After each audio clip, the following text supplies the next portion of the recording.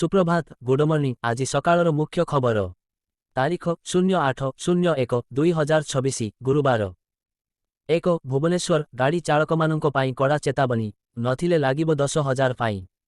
2 माघरे बाघुआ जाड़ शीतरे थरहर सारा ओडिशा त्राही त्राही डाकुछंती राज्यवासी।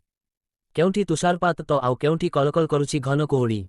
3 श्रीमंदिर दीर्घदिनरु चालिछि प्रोटोकॉल दर्शन किए पाइबे सुविधा जारी होइनी कौनसी ओपी।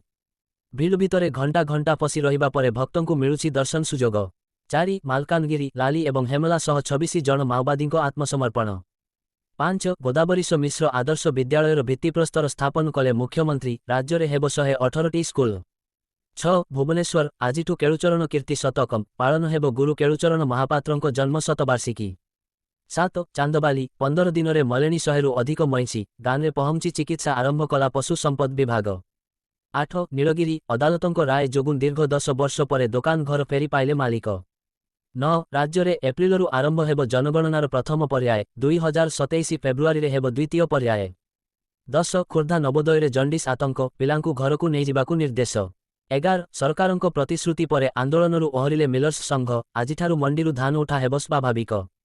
12 ମା ମାନୁନିଶା ଚଳାଇଛନ୍ତି 2 ଘଣ୍ଟିଆ ଓପିଡି ବନ୍ଦ ଆନ୍ଦୋଳନ ଓପିଡି ବାହାରେ ହନ୍ତସନ୍ତ ରୋଗୀ। 13 ଯାତ୍ରା ଅଭିନେତା ପୀୟୂଷ ତ୍ରିପାଠୀଙ୍କୁ ଝଟକା ଅଭିନୟ ଉପରେ ରୋକ ଲଗାଇଲେ ଭୁବନେଶ୍ୱର ସିଭିଲ କୋର୍ଟ। 14 ପୁଣି ବାଂଲାଦେଶରେ ଆଉ ଜଣେ ହିନ୍ଦୁଙ୍କ ମୃତ୍ୟୁ ନାଓଗାଁ ମହାଦେବପୁରରେ ପୁଣି ଜଣେ ହିନ୍ଦୁ ଯୁବକଙ୍କ ମୃତ୍ୟୁ ହୋଇଛି। ଲୋକଙ୍କ ଆକ୍ରୋଶରୁ ବଞ୍ଚିବା ପାଇଁ ପୋଖରୀକୁ ଡେଇଁ ପଡ଼ିଥିଲେ। 15 ନୂଆଦିଲ୍ଲୀ ପେନସନ୍ 5 ଗୁଣା ବଢ଼ିବ ସର୍ବନିମ୍ନ 5,000 ଟଙ୍କା ରହିବ। 16 ଫେବୃଆରୀରେ ଉପସ୍ଥାପିତ ହେବ 2026 ବିନା 27 କେନ୍ଦ୍ରୀୟ ବଜେଟ୍ ନବମ ଥର ଉପସ୍ଥାପନ କରି ବିରଳ ରେକର୍ଡ କରିବେ ନିର୍ମଳା ସୀତାରମଣ। 17 ଉଜବେକିସ୍ତାନରେ ପଶିଛନ୍ତି ଶତାଧିକ ଓଡ଼ିଆ 4 ମାସ ହେଲା କମ୍ପାନୀ ଦରମା ଦେଉନଥିବା ଅଭିଯୋଗ। 18 ଉତ୍ତରପ୍ରଦେଶ ସାହାରନପୁର ପ୍ରେମିକ ସହ ପିଲା ଛୁଆ ଥିବା ପତ୍ନୀ ଫେରାର ଅନଶନରେ ବସିଲେ ସ୍ୱାମୀ।